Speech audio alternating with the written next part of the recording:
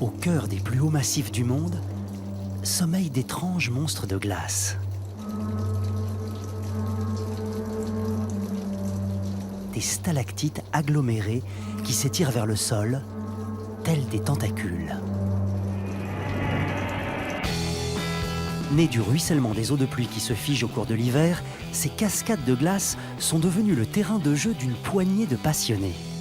Stéphane Husson est l'un des pionniers de cette discipline hors du commun. Guide de haute montagne, vice-champion du monde d'escalade sur glace, il parcourt la planète depuis 20 ans à l'assaut des parois glacées les plus vertigineuses.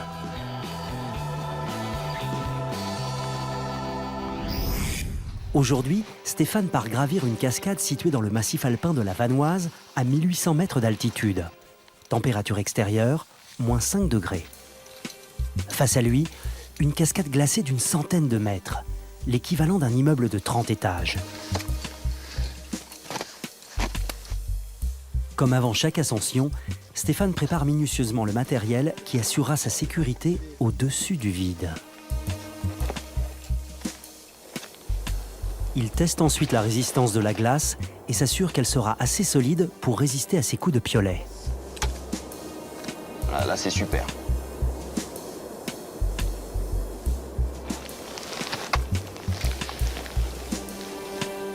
En règle générale, quand je démarre une cascade comme ça, je suis assez serein. J'en profite pour regarder à peu près où est-ce que je vais grimper. Donc là, je vais prendre la zone de faiblesse de la glace, c'est-à-dire que je vais me décaler là sur la droite en mettant mes pieds donc sur les marches. Puis après, je vais revenir sur la gauche. Il y a une espèce de ligne naturelle là, qui est parfaite pour grimper, quoi.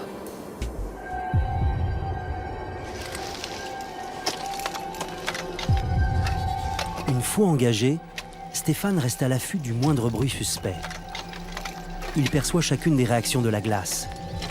Les dangers, il les connaît.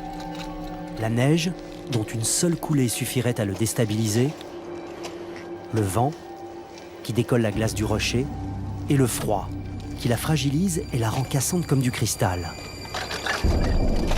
Attention. Sur les pieds, là. Stéphane atteint un premier palier. Allez, vraiment super, cette voie. Il lui reste à vaincre la partie la plus difficile de la cascade.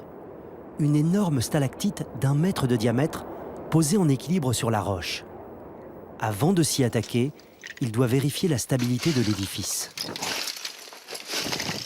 On fait surtout regarder l'assise. Un pilier de glace, comme ça, il peut très bien être posé sur de la neige. On le voit bien ici, vous voyez, ça se décolle.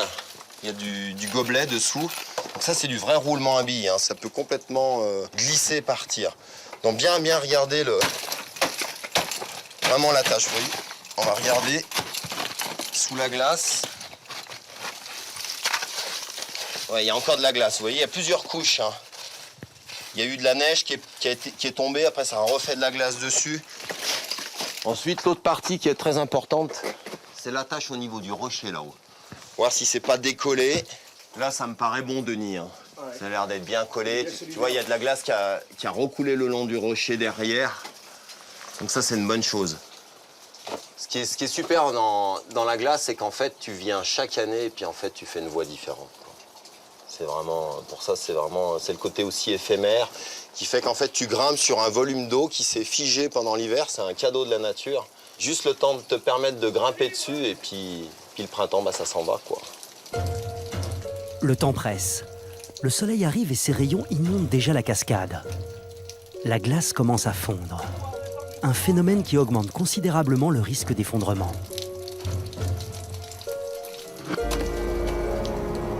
Stéphane n'a plus que 20 minutes pour grimper avant que l'ascension ne devienne trop dangereuse.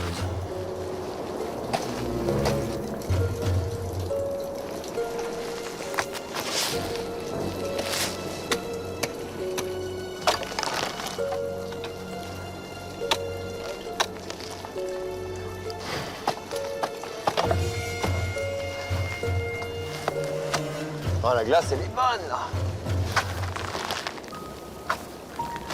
Dans ce type de cascade, on est quand même sur une structure qui est très fragile, donc l'idée, c'est vraiment de faire corps avec l'élément. C'est-à-dire d'épouser l'élément, d'essayer de comprendre un peu sa morphologie, d'essayer de se laisser un peu guider aussi par la forme de la glace. mais en aucun cas lutter, frapper, la martyriser, on va dire. Vraiment grimper là le plus fin possible. Youhou!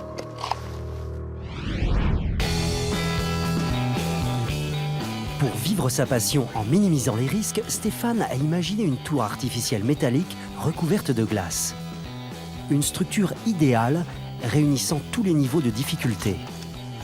L'occasion de créer des formes introuvables dans la nature, comme cette partie inclinée à laquelle il se suspend pied dans le vide, 20 mètres au-dessus du sol, histoire de repousser encore un peu plus loin les limites de sa discipline.